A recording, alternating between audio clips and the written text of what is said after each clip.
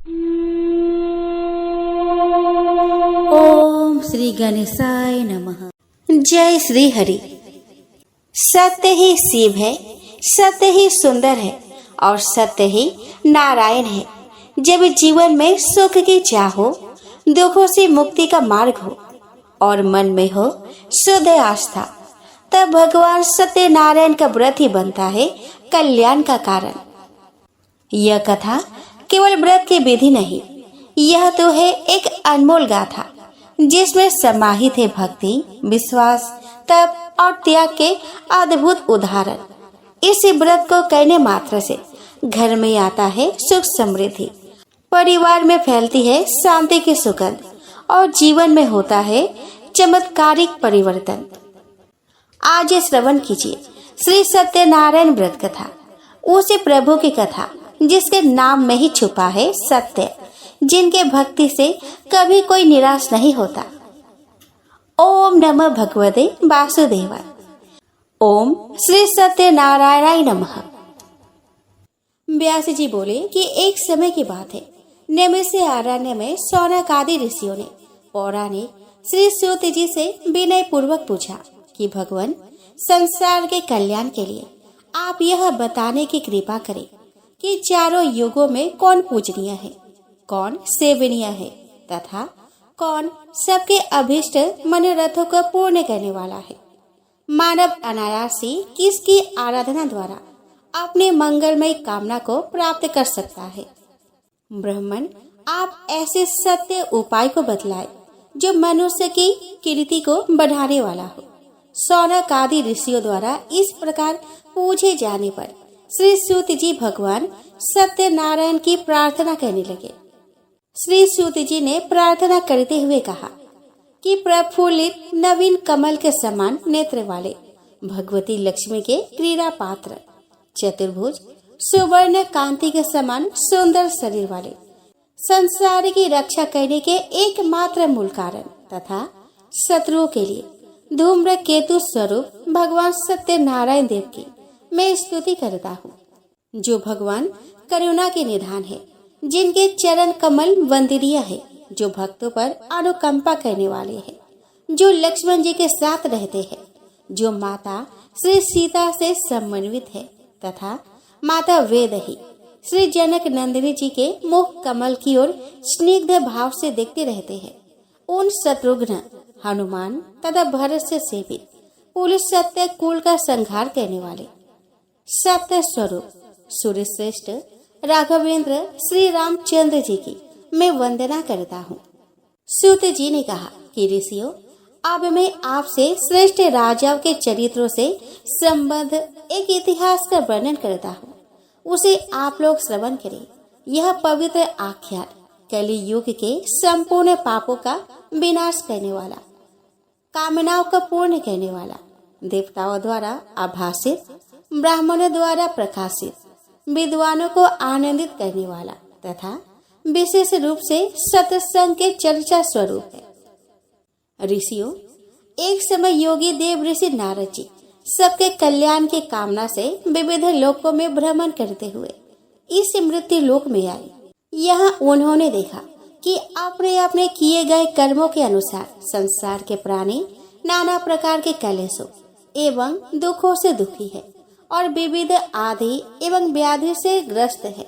यह देखकर उन्होंने सोचा कि कौन सा ऐसा उपाय है जिससे इन प्राणियों के दुख का नाश हो।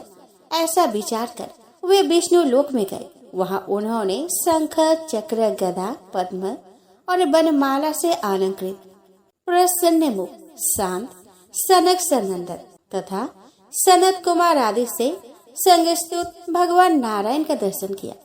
उन देव आदिदेव का दर्शन कर नारद जी उनकी इस प्रकार स्तुति करने लगे। वाणी और मन से जिनका स्वरूप परे है और जो अनंत शक्ति संपन्न है, आदि मध्य और अंत से रहित है, ऐसे महान आत्मा निर्गुण स्वरूप आप परमात्मा को मेरा नमस्कार है। सभी के आदि पुरुष, लोक उपकार परायण, सर्वत्र व्याप्त तपोमूर्ति आपको मेरा बार बार नमस्कार है। देवऋषि नारद की स्तुति सुनकर भगवान विष्णु बोले कि देव ऋषि, आप किस कारण से यहाँ पे आए हैं? आपके मन में कौन सी चिंता है? महाभाग, आप सभी बातें बताएं, मैं उचित उपाय कहूँगा। नारद जी ने कहा कि प्रभु, लोकों में भ्रमण करता हुआ मैं मृत्यु लोक में गया था। वहाँ मैंने देखा कि संसार के सभी प्राणी अनेक प्रकार के कलेश तापों से दुखी है, अनेक रोगों से ग्रस्त है। उनकी वैसी दुर्दशा देखकर मेरे मन में बड़ा कष्ट हुआ और मैं सोचने लगा कि किस उपाय से इन दुखी प्राणियों का उद्धार होगा। भगवान, उनके कल्याण के लिए आप कोई श्रेष्ठ एवं सुगम उपाय बतलाने की कृपा करें। नारद जी के इन वचनों को सुनकर भगवान नारायण ने साधु साधु शब्दों से उनका अभिनंदन किया और कहा, नारद जी, जिस विषय में आप पूछ रहे हैं उसके लिए मैं आपको एक सनातन व्रत बतलाता हूँ। भगवान नारायण सत्ययुग और त्रेता युग में विष्णु स्वरूप में फल प्रदान करते हैं और द्वापर युग में अनेक रूप धारण कर फल देते हैं, परंतु कली युग में सर्वव्यापक भगवान सत्यनारायण प्रत्यक्ष फल देते हैं, क्योंकि धर्म के 4 पाद है, सत्य, शौच, तप और दान। इनमें से सत्य ही प्रधान धर्म है। सत्य पर ही लोक का व्यवहार टिका है और सत्य में ही ब्रह्म प्रतिष्ठित है। इसीलिए सत्य स्वरूप भगवान सत्यनारायण का व्रत परम श्रेष्ठ कहा गया है। नारद जी ने पुनः पूछा कि भगवान, सत्यनारायण की पूजा का क्या फल है और इसकी क्या विधि है? देव, कृपा सागर, सभी बातें अनुग्रह पूर्वक मुझसे बताइए। श्री भगवान बोले कि नारद, सत्यनारायण की पूजा का फल एवं विधि चतुर्मुख ब्रह्मा भी बतलाने में समर्थ नहीं है, किंतु संक्षेप में उसका फल तथा विधि बतला रहा हूँ, आप सुने। सत्यनारायण के व्रत एवं पूजन से निर्धन व्यक्ति धनवान और पुत्रहीन व्यक्ति पुत्रवान हो जाता है। राज्यच्युत व्यक्ति राज्य प्राप्त कर लेता है। दृष्टिहीन व्यक्ति दृष्टि संपन्न हो जाता है। बंदी बंधन मुक्त हो जाता है और भयार्थ व्यक्ति निर्भय हो जाता है। अधिक क्या, व्यक्ति जिस वस्तु की इच्छा रखता है उसे वह सब प्राप्त हो जाती है। इसीलिए मुने, मनुष्य जन्म में भक्ति पूर्वक सत्यनारायण की अवश्य आराधना करनी चाहिए। इससे वह अपने अभिलषित वस्तु को निस्संदेह शीघ्र ही प्राप्त कर लेता है। इस सत्यनारायण व्रत के करने वाले व्रती को चाहिए कि वह प्रातः दंत धावन पूर्वक स्नान कर पवित्र हो जाए। हाथ में तुलसी मंजरी को लेकर सत्य में प्रतिष्ठित भगवान श्री हरि का इस प्रकार ध्यान करे। सघन मेघ के समान अत्यंत निर्मल चतुर्भुज अति श्रेष्ठ पीले वस्त्र को धारण करने वाले, प्रसन्न मुख, नवीन कमल के समान नेत्र वाले, सनक सनंदन आदि से उपसेवी भगवान नारायण मैं सतत चिंतन करता हूँ। देव, मैं आपके सत्य स्वरूप को धारण कर सायकाल में आपकी पूजा करूँगा। आपके रमणीय चरित्र को सुनकर आपके प्रसाद अर्थात आपकी प्रसन्नता को मैं सेवन करूँगा। इस प्रकार मन में संकल्प कर सायकाल में विधि पूर्वक भगवान सत्यनारायण की पूजा करनी चाहिए। पूजा में 5 कलश रखने चाहिए। कदली स्तंभ और बंधनवार लगाने चाहिए। स्वर्ण मंडित भगवान शालिग्राम को पुरुष सूक्त द्वारा पंचामृत आदि से भली भांति स्नान कराकर चंदन आदि अनेक उपचारों से भक्ति पूर्वक उनकी अर्चना करनी चाहिए। अनंतर भगवान को निम्न मंत्र का उच्चारण करते हुए प्रणाम करना चाहिए। सदैश्चर्य रूप भगवान सत्यदेव को नमस्कार है। मैं सदा आपका ध्यान करता हूँ। आप धर्म, अर्थ, काम और मोक्ष इस चतुर्विध पुरुषार्थ को प्रदान करने वाले हैं। आपको बार बार नमस्कार है। इस मंत्र का यथाशक्ति जप कर 108 बार हवन करें। उसके दशांश से तर्पण और उसके दशांश से मार्जन कर भगवान की कथा को सुनना चाहिए, जो 6 अध्यायों में उपनिबद्ध है। भगवान की इस कथा में सत्य धर्म की ही मुख्यता है। कथा श्रवण के अनंतर भगवान के प्रसाद को 4 भागों में विभक्त कर उसे भली भांति वितरण करें। प्रथम भाग आचार्य को दे, द्वितीय भाग अपने कुटुंबों को, तृतीय भाग श्रोताओं को और चतुर्थ भाग अपने लिए रखे। तत्पश्चात ब्राह्मणों को भोजन कराए एवं स्वयं भी मौन होकर भोजन करे। देवऋषि इस विधि से पूजा करनी चाहिए। श्रद्धा भक्ति पूर्वक सत्यनारायण की पूजा करने वाला व्रती सभी अभिष्ट कामनाओं को इसी जन्म में प्राप्त कर लेता है। इस जन्म में किए गए पुण्य फल को दूसरे जन्म में भोगा जाता है और दूसरे जन्म में किए गए कर्म का फल मनुष्य को यहाँ भोगना पड़ता है। श्रद्धा पूर्वक किया गया सत्यनारायण का व्रत सभी कामनाओं को पूर्ण करने वाला होता है। नारद जी ने कहा कि भगवान, आज ही आपकी आज्ञा से भूमंडल में इस सत्यदेव व्रत को मैं प्रतिष्ठित करूंगा। यह कहकर नारद जी तो पृथ्वी पर व्रत का प्रचार करने चले गए और भगवान नारायण देव अंतर्धान हो काशीपुरी में चले आए। इति सत्यनारायण कथा का प्रथम अध्याय यहीं पे समाप्त होता है। तो प्रेम से बोलिए सत्यनारायण भगवान की जय। अब आप श्रवण करें सत्यनारायण व्रत कथा में सतानंद ब्राह्मण की कथा। सूत जी बोले कि ऋषियों, भगवान नारायण ने स्वयं कृपा पूर्वक देवऋषि नारद जी द्वारा जिस प्रकार इस व्रत का प्रचार किया, अब मैं उस कथा को कहता हूँ, आप लोग सुने। लोक प्रसिद्ध काशी नगरी में एक श्रेष्ठ विद्वान ब्राह्मण रहते थे जो विष्णु व्रत परायण थे। वे गृहस्थ थे, दीन थे तथा स्त्री पुत्रवान थे। वे भिक्षा वृत्ति से अपना जीवन यापन करते थे। उनका नाम सदानंद था।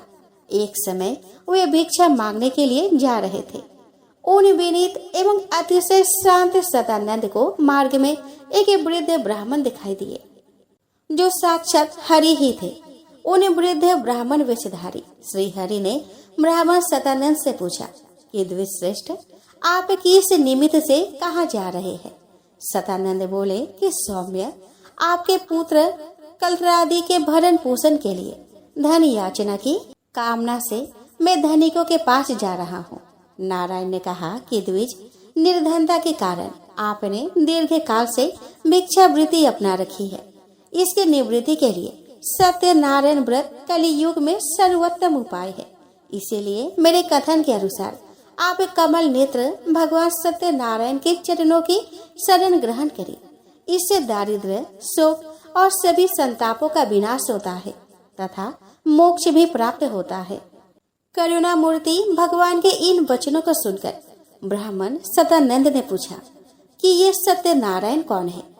ब्राह्मण रूपधारी भगवान बोले कि नाना रूप धारण करने वाले, सत्यव्रत, सर्वत्र व्याप्त रहने वाले तथा निरंजन वे देव इस समय विप्र का रूप धारण करके तुम्हारे सामने आए हैं।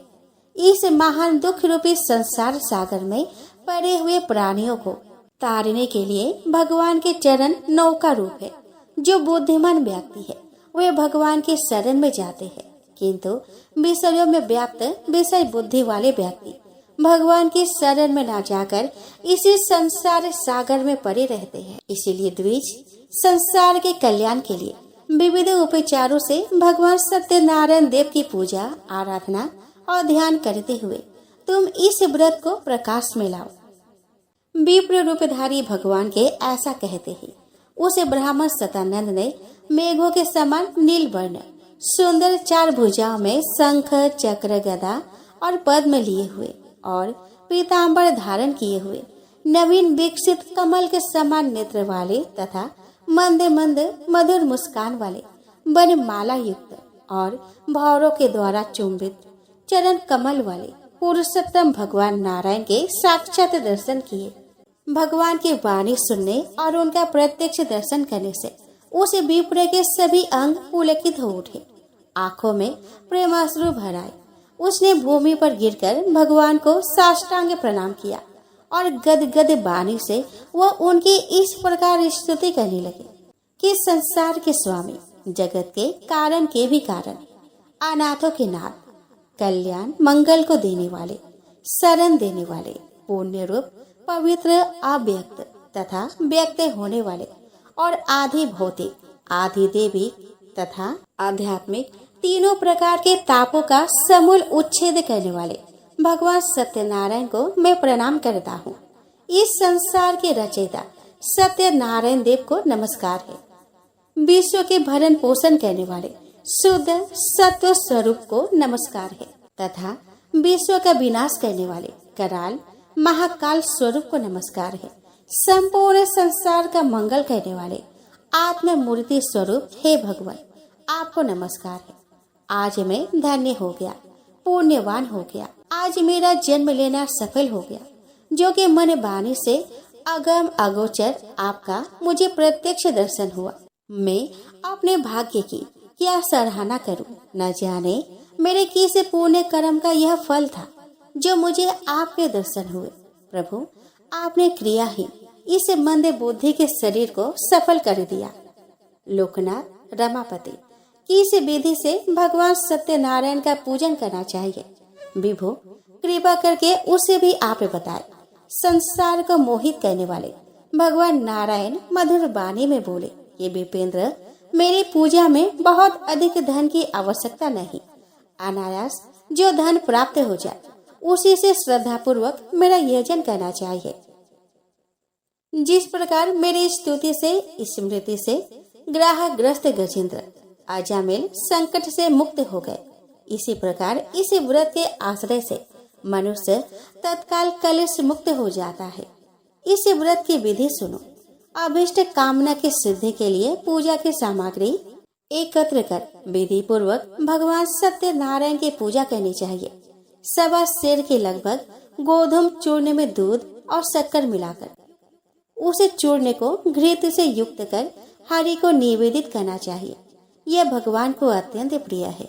पंचामृत के द्वारा भगवान शालिग्राम को स्नान कराकर गंध, पुष्प, धूप, दीप, नैवेद्य तथा तांबूल आदि उपचारों से मंत्रों द्वारा उनकी अर्चना करनी चाहिए। अनेक मिष्टान्न तथा भक्ष्य भोज्य पदार्थों एवं ऋतु कालोद्भूत विविध फलों और फूलों से भक्ति पूर्वक पूजा करनी चाहिए। पी ब्राह्मणों और स्वजनों के साथ मेरी कथा, राजा तुंगध्वज के इतिहास, भीलों की और बनिक साधु की कथा को आदर पूर्वक श्रवण करना चाहिए। कथा के अनंतर भक्ति पूर्वक सत्यदेव को प्रणाम कर प्रसाद का वितरण करना चाहिए। तदंतर भोजन करना चाहिए। मेरी प्रसन्नता द्रव्य आदि से नहीं अपितु श्रद्धा भक्ति से ही होती है। विपेंद्र, इस प्रकार जो विधि पूर्वक पूजा करते हैं वे पुत्र पौत्र और धन संपत्ति से युक्त होकर श्रेष्ठ भोगों का उपभोग करते हैं और अंत में मेरे सानिध्य प्राप्त कर मेरे साथ आनंद पूर्वक रहते हैं। व्रती जो कामना करता है वह उसे अवश्य ही प्राप्त हो जाती है। इतना कहकर भगवान अंतर्धान हो गए और वे ब्राह्मण भी अत्यंत प्रसन्न हो गए। मन ही मन उन्हें प्रणाम कर वे भिक्षा के लिए नगर की ओर चले गए और उन्होंने मन में यह निश्चय किया कि आज भिक्षा में जो भी धन मुझे प्राप्त होगा मैं उससे भगवान सत्यनारायण की पूजा करूंगा। उस दिन अनायास बिना मांगे ही उन्हें प्रचुर धन प्राप्त हो गया। वे आश्चर्यचकित हो अपने घर आए। उन्होंने सारा वृतांत अपने धर्म पत्नी को बताया। उसने भी सत्यनारायण के व्रत पूजा का अनुमोदन किया। वह पत्नी की आज्ञा से श्रद्धा पूर्वक बाजार से पूजा के सभी सामग्रियों को ले आया और अपने बंधु बांधवों और पड़ोसियों को भगवान सत्यनारायण की पूजा में सम्मिलित होने के लिए बुला ले आई। अनंतर सतानंद ने भक्ति पूर्वक भगवान की पूजा की। कथा की समाप्ति पर प्रसन्न होकर उनकी कामनाओं को पूर्ण करने के उद्देश्य से भक्तवत्सल भगवान सत्यनारायण देव प्रकट हो गए। उनका दर्शन कर ब्राह्मण सतानंद ने भगवान से इस लोक में तथा परलोक में सुख एवं पराभक्ति की याचना की और कहा कि हे भगवान, आप मुझे अपना दास बना ले। भगवान भी तथास्तु कहकर अंतर्ध्यान हो गए। यह देखकर कथा में आई सभी जन अत्यंत विस्मित हो गए और ब्राह्मण भी कृतकृत्य हो गया। वे सभी भगवान को दंडवत प्रणाम कर आदर पूर्वक प्रसाद ग्रहण कर यह ब्राह्मण धन्य है इस प्रकार कहते हुए अपने अपने घर चले गए। तभी से लोक में यह प्रचार हो गया कि भगवान सत्यनारायण व्रत अभीष्ट कामनाओं की सिद्धि प्रदान करने वाला, कलेश नाशक और भोग मोक्ष को प्रदान करने वाला है। इति सत्यनारायण व्रत कथा का द्वितीय अध्याय समाप्त होता है। तो प्रेम से बोलिए सत्यनारायण भगवान की जय। सूत जी बोले कि ऋषियों, प्राचीन काल में केदार खंड के मणिपूरक नामक नगर में चंद्रचूड़ नामक एक धार्मिक और प्रजावत्सल राजा रहते थे। वे अत्यंत शांत स्वभाव, मृदुभाषी, धीर प्रकृति और भगवान नारायण के भक्त थे। विंध्य देश के मलिचगण उनके शत्रु हो गए। उस राजा का उन मलिचों से अस्त्र शस्त्रों द्वारा भयानक युद्ध हुआ। उस युद्ध में राजा चंद्रचूड़ की विशाल चतुरंगिनी सेना अधिक नष्ट हो गई, किंतु कूट युद्ध में निपुण मलेच्छों की सेना की क्षति बहुत कम हुई। युद्ध में दंभी मलेच्छों से परास्त होकर राजा चंद्रचूड़ अपना राष्ट्र छोड़कर अकेले ही वन में चले गए। तीर्थाटन के बहाने इधर उधर घूमते हुए वे काशीपुरी में पहुंचे। वह उन्होंने देखा कि घर घर सत्यनारायण की पूजा हो रही है और यह काशी नगरी द्वारका के समान ही भव्य एवं समृद्धिशाली हो गई है। वहां का समृद्धि देखकर चंद्रचूड़ विस्मित हो गए और उन्होंने सतानंद ब्राह्मण के द्वारा की गई सत्यनारायण पूजा की प्रसिद्धि भी सुनी, जिसके अनुसरण से सभी शील एवं धर्म से समृद्ध हो गए थे। राजा चंद्रचूड़ भगवान सत्यनारायण की पूजा करने वाले ब्राह्मण सतानंद के पास गए और उनके चरणों पर गिरकर उनसे सत्यनारायण पूजा की विधि पूछी तथा अपने राज्य भ्रष्ट होने की कथा भी बतलाई और कहा कि ब्राह्मण लक्ष्मीपति भगवान जनार्दन जिस व्रत से प्रसन्न होते हैं, पाप के नाश करने वाले, उसी व्रत को बतलाकर आप मेरा उद्धार करे। सदानंद ने कहा कि राजन, भगवान को प्रसन्न करने वाला सत्यनारायण नामक एक श्रेष्ठ व्रत है, जो समस्त दुखों शोक आदि का सामक, धन धान्य का प्रवर्धक, सौभाग्य और संतति का प्रदाता और सर्वत्र विजय प्रदायक है। राजन, जिस किसी भी दिन प्रदोष काल में इनके पूजन आदि का आयोजन करना चाहिए। कदली दल के स्तंभों से मंडित, तोरणों से अलंकृत एक मंडप की रचना कर उसमें 5 कलशों की स्थापना करनी चाहिए। 5 ध्वजाएं भी लगानी चाहिए। मृत्यु को चाहिए कि उस मंडप के मध्य में ब्राह्मणों के द्वारा एक रमणीय वेदी की रचना करवाए। उसके ऊपर स्वर्ण से मंडित शिलारूप भगवान नारायण सालग्राम को स्थापित कर प्रेम पूर्वक चंदन, पुष्प आदि उपचारों से उनकी पूजा करे। भगवान का ध्यान करते हुए भूमि पर शरण कर 7 रात्रि व्यतीत करे। यह सुनकर राजा चंद्रचूड़ ने काशी में ही भगवान सत्यनारायण की शीघ्र ही पूजा की। प्रसन्न होकर रात्रि में भगवान ने राजा को एक उत्तम तलवार प्रदान की। शत्रुओं को नष्ट करने वाली तलवार प्राप्त कर राजा ब्राह्मण श्रेष्ठ सतानंद को प्रणाम कर अपने नगर में आ गए तथा 6000 मलिच दस्युओं को मारकर उनसे अपार धन प्राप्त किया और नर्मदा के मनोहर तट पर पुनः भगवान श्री हरि की पूजा की। वे राजा प्रत्येक मास की पूर्णिमा को प्रेम और भक्ति पूर्वक विधि विधान से भगवान सत्यदेव की पूजा करने लगे। उस व्रत के प्रभाव से वे लाखों ग्रामों के अधिपति हो गए और 60 वर्ष तक राज्य करते हुए अंत में उन्होंने विष्णु लोक को प्राप्त किया। यहाँ पर सत्यनारायण व्रत कथा का तृतीय अध्याय समाप्त होता है। तो प्रेम से बोलिए सत्यनारायण भगवान की जय। अब आप श्रवण करें सत्यनारायण व्रत के प्रसंग में लकड़हारों की कथा। सूत जी बोले कि ऋषियों, अब इस संबंध में सत्यनारायण व्रत के आचरण से कृत्य हुए भीलों की कथा सुने। एक समय की बात है, कुछ निषादगण वन से लकड़ियां काटकर नगर में लाकर बेचा करते थे। उनमें से कुछ निषाद काशीपुरी में लकड़ी बेचने आए। उन्हीं में से एक बहुत प्यासा लकड़हारा विष्णुदास सतानंद के आश्रम में गया। वह उसने जल पिया और देखा कि ब्राह्मण लोग भगवान की पूजा कर रहे हैं। भिक्षुक सतानंद का वैभव देखकर वह चकित हो गया और सोचने लगा कि इतने दरिद्र ब्राह्मण के पास ये अपार वैभव कहाँ से आ गया। इसे तो आज तक मैंने किंचन ही देखा था। इस पर उसने पूछा कि महाराज, आपको ये ऐश्वर्य कैसे प्राप्त हुआ और आपको निर्धनता से मुक्ति कैसे मिली, यह बताने का कष्ट करें, मैं सुनना चाहता हूँ। सदानंद ने कहा कि भाई, यह सब सत्यनारायण की आराधना का फल है। उनकी आराधना से क्या नहीं होता। भगवान सत्यनारायण की अनुकंपा के बिना किंचित भी सुख प्राप्त नहीं होता।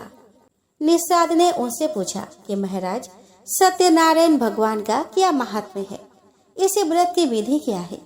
आप उनकी पूजा के सभी उपचारों का वर्णन करें, क्योंकि उपकार परायण संत महात्मा अपने हृदय में सबके लिए समान भाव रखते हैं, किसी से कोई कल्याणकारी बात नहीं छिपाते। सदानंद बोले कि एक समय की बात है, केदार क्षेत्र के मणिपूरक नगर में रहने वाला राजा चंद्रचूड़ मेरे आश्रम में आए और उन्होंने मुझसे भगवान सत्यनारायण व्रत कथा के विधान को पूछा। हे निषाद पुत्र, इस पर मैंने जो उन्हें बताया था उसे तुम सुनो। सकाम भाव से अथवा निष्काम भाव से किसी भी प्रकार भगवान की पूजा का मन में संकल्प कर उनकी पूजा करनी चाहिए। सवा सिर गोधूम के चूर्ण को मधु और सुगंधित घृत से संस्कृत कर नैवेद्य के रूप में भगवान को अर्पण करना चाहिए। भगवान सत्यनारायण सालग्राम को पंचामृत से स्नान कराकर चंदन आदि उपचारों से उनकी पूजा करनी चाहिए। पायस, अपूप, सैयाब, दधी, दुग्ध, ऋतुफल, पुष्प, धूप, दीप और नैवेद्य आदि से भक्ति पूर्वक भगवान की पूजा करनी चाहिए। यदि वैभव रहे तो और अधिक उत्साह और समारोह से पूजा करनी चाहिए। भगवान भक्ति से जितना प्रसन्न होते हैं उतना विपुल द्रव्यों से प्रसन्न नहीं होते। भगवान संपूर्ण विश्व के स्वामी एवं आप्त काम है। उन्हें किसी वस्तु की आवश्यकता नहीं, केवल भक्तों के द्वारा श्रद्धा से अर्पित की हुई वस्तु को वे ग्रहण करते हैं। इसीलिए दुर्योधन के द्वारा की जाने वाली राज पूजा को छोड़कर भगवान ने विदुर जी के आश्रम में आकर शाक भाजी और पूजा को ग्रहण किया। सुदामा के तंडुल कर्ण को स्वीकार कर भगवान ने उन्हें मनुष्य के लिए सर्वथा दुर्लभ संपत्तियां प्रदान कर दी। भगवान केवल प्रीति पूर्वक भक्ति ही अपेक्षा करते हैं। गोप, गिरधर, वणिक, व्याध, हनुमान, विभीषण के अतिरिक्त अन्य वृतासुर आदि दैत्य भी नारायण के सानिध्य को प्राप्त कर उनके अनुग्रह से आज भी आनंद पूर्वक रह रहे हैं। मेरी बात सुनकर उस राजा चंद्रचूड़ ने पूजा सामग्री को एकत्रित कर आदर पूर्वक भगवान की पूजा की। फलस्वरूप वे अपना नष्ट हुआ द्रव्य प्राप्त कर आज भी आनंदित हो रहे हैं। इसीलिए तुम भी भक्ति से सत्यनारायण की उपासना करो। इससे तुम इस लोक में सुख को प्राप्त कर अंत में भगवान विष्णु का सानिध्य प्राप्त करोगे। यह सुनकर वह निषाद कृतकृत्य हो गया। विप्रश्रेष्ठ सदानंद को प्रणाम कर अपने घर जाकर उसने अपने साथियों को भी हरि सेवा का महात्म्य बताया। उन सब ने भी प्रसन्नचित हो श्रद्धा पूर्वक यह प्रतिज्ञा की कि आज काष्ठ को बेचकर हम लोगों को जितना धन प्राप्त होगा उससे अपने सभी बंधु बांधव एक साथ मिलकर श्रद्धा एवं विधि पूर्वक सत्यनारायण की पूजा करेंगे। उस दिन उन्हें काष्ठ बेचने से पहले की अपेक्षा 4 गुना धन मिला। घर आकर उन सब ने सारी बात स्त्रियों को बताई और फिर सब ने मिलकर आदर पूर्वक भगवान सत्यनारायण की पूजा की और कथा का श्रवण किया और भक्ति पूर्वक भगवान का प्रसाद सबको वितरित कर स्वयं भी ग्रहण किया। पूजा के प्रभाव से पुत्र, पत्नी आदि से समन्वित निषाद घरों ने पृथ्वी पर द्रव्य और श्रेष्ठ ज्ञान दृष्टि को प्राप्त किया। द्विश्रेष्ठ उन सब ने यथेष्ट भोगों का उपभोग किया और अंत में वे सभी योगी जनों के लिए भी दुर्लभ वैष्णव धाम को प्राप्त हुए। इति सत्यनारायण व्रत कथा का 4th अध्याय समाप्त होता है। तो प्रेम से बोलिए सत्यनारायण भगवान की जय। अब आप श्रवण करें सत्यनारायण व्रत के प्रसंग में साधु बने एवं जया माता की कथा। सूत जी बोले कि ऋषियों, अब मैं एक साधु बने की कथा कहता हूँ। एक बार भगवान सत्यनारायण का भक्त मणिपूरक नगर का स्वामी महायशस्वी राजा चंद्रचूड़ अपने प्रजाओं के साथ व्रत पूर्वक सत्यनारायण भगवान का पूजन कर रहा था। उसी समय रत्नपुर निवासी महाधनी साधु बनी अपनी नौका को धन से परिपूर्ण कर नदी तट से यात्रा करता हुआ वहां पे आ पहुंचा। वहां उसने अनेक ग्राम वासियों सहित मणि मुक्ता से निर्मित तथा श्रेष्ठ बितना आदि से विभूषित पूजन मंडप को देखा। गीत वाद्य आदि की ध्वनि तथा वेद ध्वनि भी वहां उसे सुनाई पड़ी। उस रम्य स्थान को देखकर साधु बनिक ने अपने नाविक को कहा कि यहाँ पर नौका रोक दो, मैं यहाँ के आयोजन को देखना चाहता हूँ। इस पर नाविकों ने वैसा ही किया। नाव से उतरकर उस बनिक ने लोगों से जानकारी प्राप्त की और वह सत्यनारायण भगवान की कथा मंडप में गया तथा वह उसने उन सभी से पूछा कि महाशय, आप लोग यह कौन सा पुण्य कार्य कर रहे हैं। इस पर उन लोगों ने कहा कि हम लोग अपने माननीय राजा के साथ भगवान सत्यनारायण की पूजा कथा का आयोजन कर रहे हैं। इसी व्रत के अनुष्ठान से इन्हें निष्कंटक राज्य प्राप्त हुआ। भगवान सत्यनारायण की पूजा से धन की कामना वाला द्रव्य लाभ, पुत्र की कामना वाले उत्तम पुत्र, ज्ञान की कामना वाला ज्ञान दृष्टि प्राप्त करता है और भायातुर मनुष्य सर्वथा निर्भय हो जाता है। इनकी पूजा से मनुष्य अपनी सभी कामनाओं को प्राप्त कर लेता है। यह सुनकर उसने गले में वस्त्र को कई बार लपेटकर भगवान सत्यनारायण को दंडवत प्रणाम कर सभासदों को भी सादर प्रणाम किया और कहा कि भगवान, मैं संततिहीन हूँ, अतः मेरा सारा ऐश्वर्य तथा सारा उद्यम सभी व्यर्थ है। हे कृपा सागर, यदि आपकी कृपा से पुत्र या कन्या मैं प्राप्त करूंगा तो स्वर्णमयी पताका बनाकर आपकी पूजा करूंगा। इस पर सभासदों ने कहा कि आपकी कामना पूर्ण हो। तदंतर उसने भगवान सत्यनारायण एवं सभासदों को पुनः प्रणाम कर प्रसाद ग्रहण किया और हृदय से भगवान का चिंतन करता हुआ वह साधु बनी सबके साथ अपने घर गया। घर आने पर मांगलिक द्रव्यों से स्त्रियों ने उसका यथोचित स्वागत किया। साधु बनी अतिशय आश्चर्य के साथ मंगलमय अंतःपुर में गया। उसकी पतिव्रता पत्नी लीलावती ने भी उसकी स्त्रियोचित सेवा की। भगवान सत्यनारायण की कृपा से समय आने पर बंधु बांधवों को आनंदित करने वाली तथा कमल के समान नेत्र वाली उसे एक कन्या उत्पन्न हुई। इससे साधु बनी अतिशय आनंदित हुआ और उस समय उसने पर्याप्त धन का दान दिया। वैद्य ब्राह्मणों को बुलाकर उसने कन्या के जात कर्म मंगल कृत्य संपन्न किए। उस बालिका की जन्म कुंडली बनवाकर उसका नाम कलावती रखा। कलानिधि चंद्रमा की कला के समान वह कलावती नित्य बढ़ने लगी। 8 बरस की बालिका गौरी, 9 बरस की रोहिणी, 10 बरस की कन्या तथा उसके आगे 12 बरस की बालिका प्रौढ़ा ये रजस्वला कहलाती है। समय अनुसार कलावती भी बढ़ते बढ़ते विवाह के योग्य हो गई। उसका पिता कलावती को विवाह योग्य जानकर उसके संबंधी की चिंता करने लगा। कंचनपुर नगर में एक शंखपति नामक बनिक रहता था। वह कुलीन, रूपवान, संपत्तिशाली, शील और उदारता आदि गुणों से संपन्न था। अपने पुत्री के योग्य उस वर को देखकर साधु बनिक ने शंखपति का वरण कर लिया और शुभ लग्न में अनेक मांगलिक उपचारों के साथ अग्नि के सानिध्य में वेद, वाद्य और ध्वनियों के साथ यथाविधि कन्या उसे प्रदान कर दी। साथ ही मणि, मोती, मूंगा, वस्त्र, आभूषण आदि भी उस साधु बनिक ने मंगल के लिए अपने पुत्री एवं जमाता को प्रदान किए। साधु बनिक अपने दामाद को अपने घर में रखकर उसे पुत्र के समान मानता था और वह भी पिता के समान साधु बनिक का आदर करता था।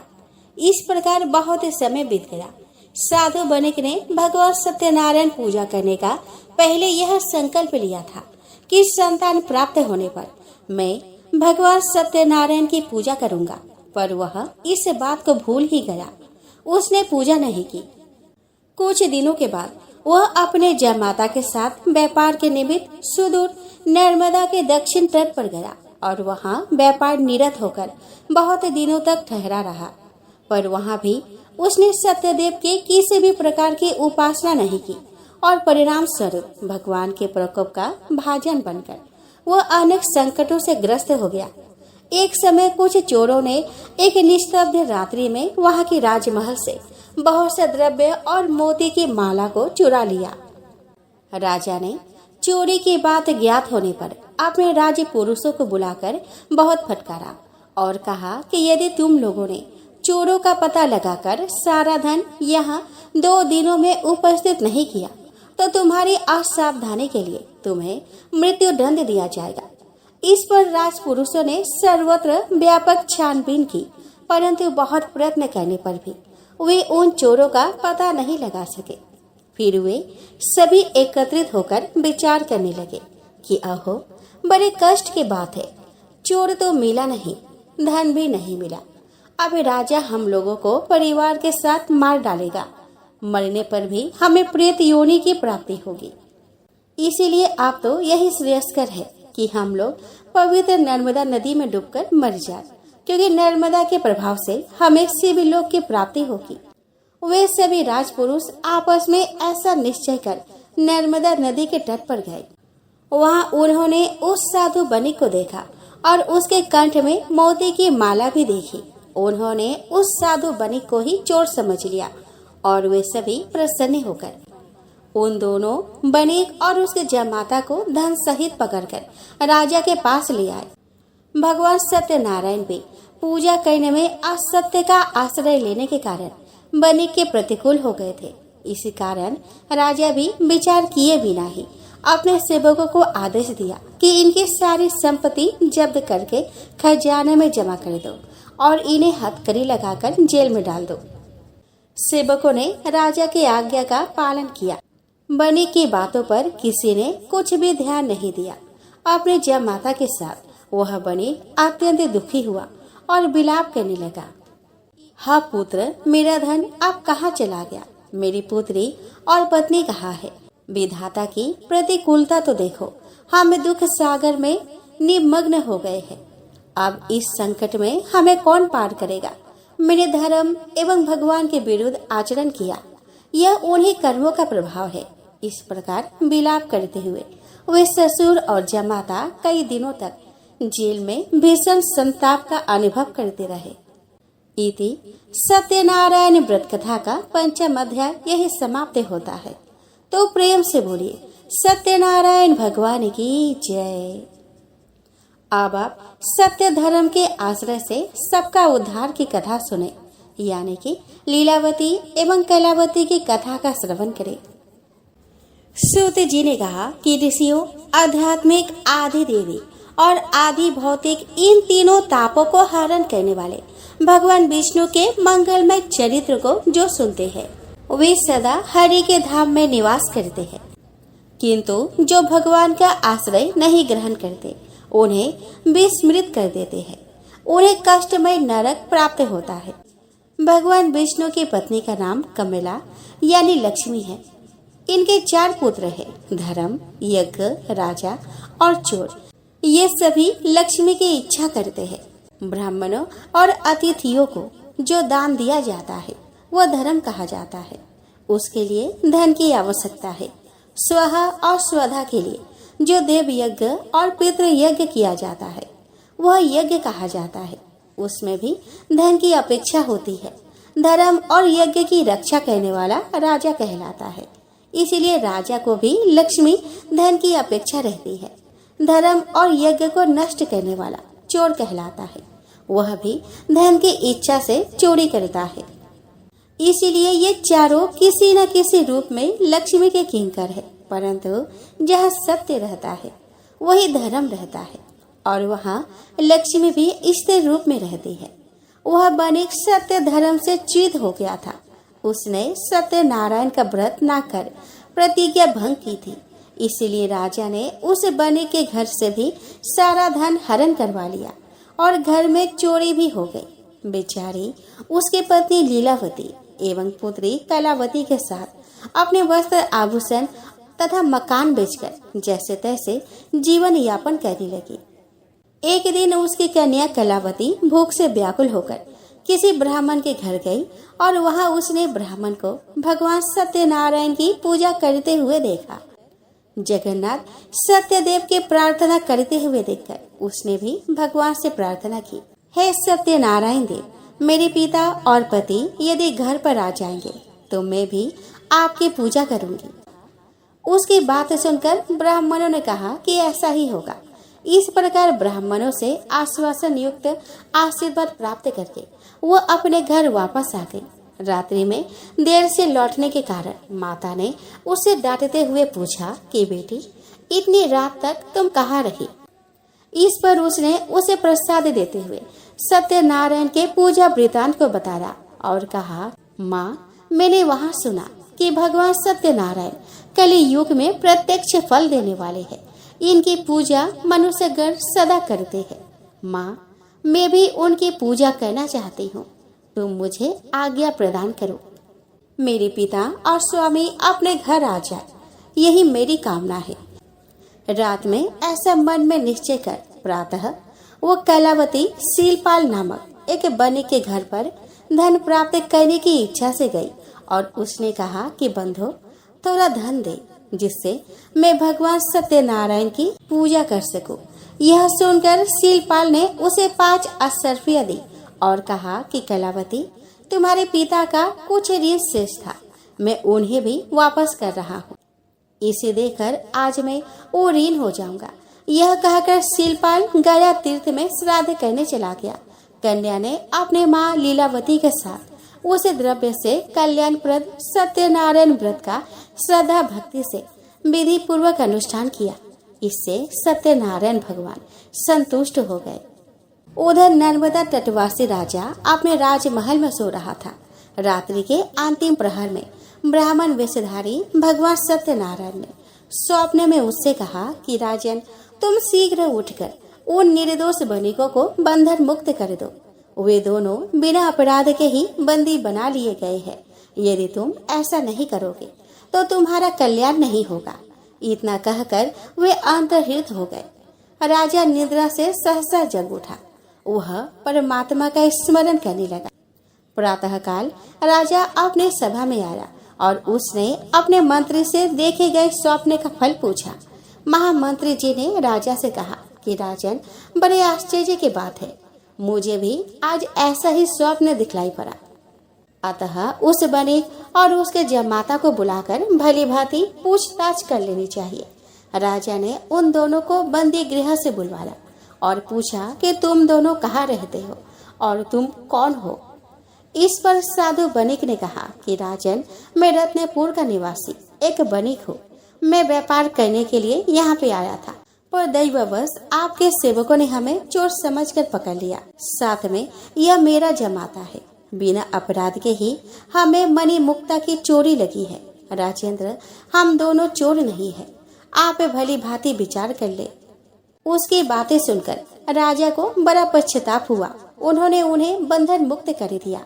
अनेक प्रकार से उन्हें अलंकृत कर भोजन कराया और वस्त्र आभूषण आदि देकर उनका सम्मान किया। साधु बनिक ने कहा कि राजन, मेरे कारागार में अनेक कष्ट भोगे हैं।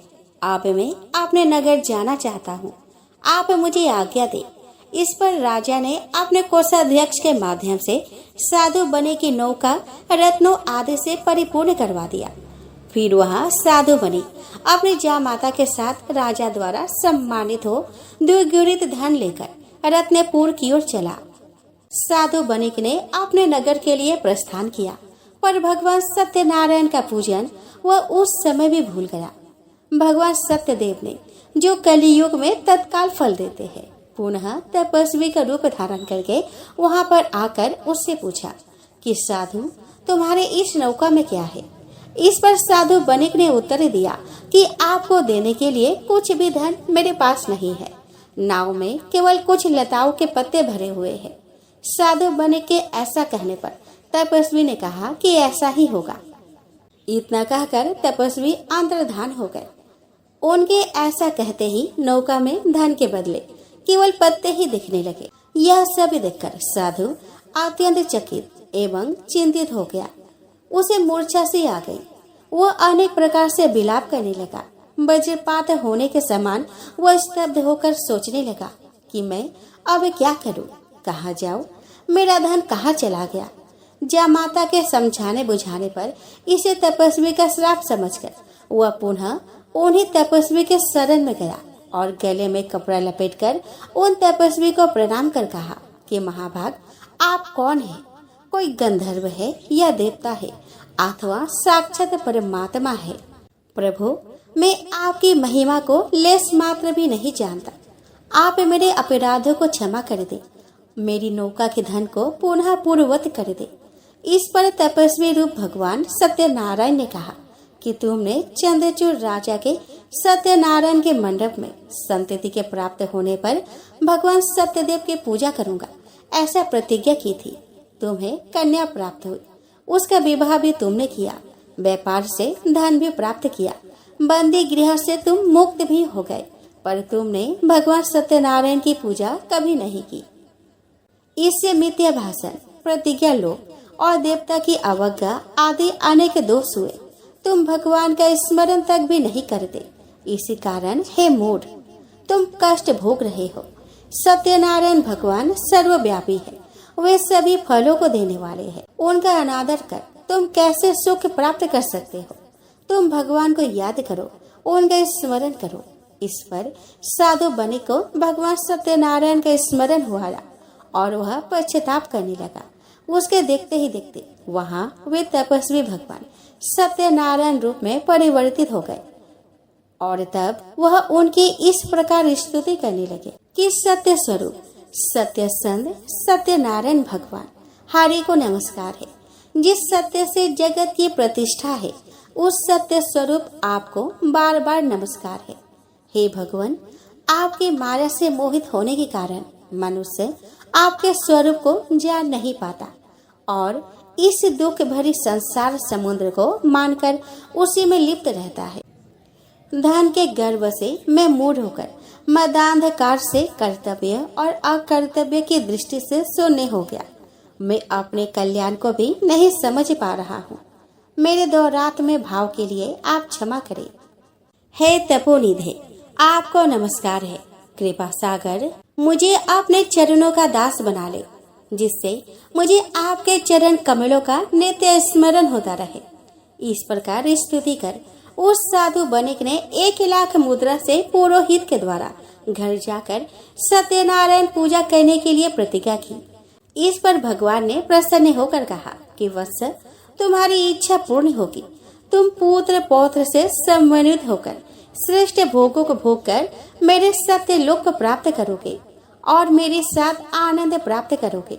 यह कहकर भगवान सत्यनारायण अंतर्हित हो गए और साधु ने पुनः अपनी यात्रा प्रारंभ की। सत्यदेव भगवान से रक्षित हो वह साधु बने 1 सप्ताह में नगर के समीप पहुंच गया और उसने अपने आगमन का समाचार देने के लिए घर पर दूत भेजा। दूत ने घर आकर साधु बने की स्त्री लीलावती से कहा कि जमाता के साथ सफल मनोरथ साधु बने आ रहे हैं। वह साध्वी लीलावती कन्या के साथ सत्यनारायण भगवान की पूजा कर रही थी। पति के आगमन को सुनकर उसने पूजा वहीं पर छोड़ दी और पूजा का शेष दायित्व अपने पुत्री को सौंपकर वह शीघ्रता से नौका के समीप चली आई। इधर कलावती भी अपने सखियों के साथ सत्यनारायण की जैसे तैसे पूजा समाप्त कर बिना प्रसाद लिए ही अपने पति को देखने के लिए उतावली हो नौका की ओर चली गई। भगवान सत्यनारायण के प्रसाद के अपमान से जय माता सहित साधु बने की नौका जल के मध्य अलक्षित हो गई। यह देखकर सभी दुख में निमग्न हो गए। साधु बनिक भी मूर्छित हो गया। कैलावती भी यह देखकर मूर्छित हो पृथ्वी पर गिर पड़ी और उसका सारा शरीर आंसुओं से भीग गया। वह हवा के वेग से हिलते हुए केले के पत्ते के समान कांपने लगी। हा नाथ, हा कांत कहकर विलाप करने लगी और कहने लगी, हे विधाता, आपने मुझे पति से वियुक्त कर मेरी आशा तोड़ दी। पति के बिना स्त्री का जीवन अधूरा एवं निष्फल है। कलावती आर्त स्वर में भगवान सत्यनारायण से बोली कि हे सत्य सिंधु, हे भगवान सत्यनारायण, मैं अपने पति के वियोग में जल में डूबने वाली हूँ। आप मेरे अपराधों को क्षमा करें। पति को प्रकट कर मेरे प्राणों की रक्षा करे। इस प्रकार जब वह अपने पति के पादुकाओं को लेकर जल में प्रवेश करने ही वाली थी, उसी समय आकाशवाणी हुई कि हे साधो, तुम्हारे पुत्री ने मेरे प्रसाद का अपमान किया है। यदि वह पुनः घर जाकर श्रद्धा पूर्वक प्रसाद को ग्रहण कर ले तो उसका पति नौका सहित वहाँ अवश्य दिखेगा, चिंता मत करो। इस पर आश्चर्यचकित हो कलावती ने वैसा ही किया और उसे उसका पति पुनः अपनी नौका सहित दिखने लगा। इस पर आश्चर्यचकित हो कलावती ने वैसा ही किया और उसे उसका पति पुनः अपनी नौका सहित दिखने लगा। फिर क्या था, सभी परस्पर आनंद से मिले और घर आकर साधु बनिक ने 1,00,000 मुद्राओं से बड़े समारोह पूर्वक भगवान सत्यदेव की पूजा की और आनंद से रहने लगा। पुनः कभी भगवान सत्यदेव की उपेक्षा नहीं की। उस व्रत के प्रभाव से पुत्र पौत्र समन्वित अनेक भोगों का उपभोग करते हुए सभी स्वर्ग लोक चले गए। इस इतिहास को जो मनुष्य भक्ति पूर्वक सुनता है वह भी विष्णु का अत्यंत प्रिय हो जाता है, अपनी मन कामना की सिद्धि प्राप्त कर लेता है।